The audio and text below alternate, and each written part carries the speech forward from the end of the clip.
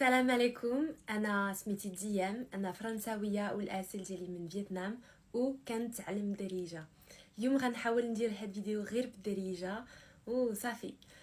انا ساكنه في باريس، انا تساعديت وكبرت في فرنسا، وانا ممثله ومغنيه، حتى كندير كوتشينغ فوكال، يعني انا كنعلم موسيقى.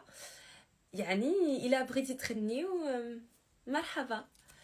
انا كنحب المغرب بزاف. داكشي علاش ملي مشيت المغرب عندي عامين فكرت خاصني نتعلم دريجه، حيت هاد بلاد واعر، ناس واعرين ظريفين، وبغيت نتعلم على كتار على ثقافه مغربيه. داكشي علاش خاصني نتعلم دريجه باش الهضره مع ناس تكون سهله، وباش نتعلم على ثقافه مغربيه.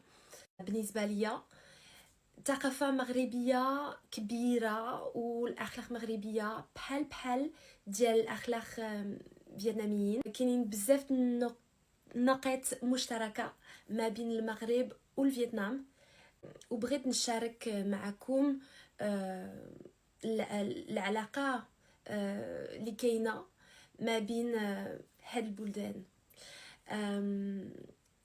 صافي. شكرا بزاف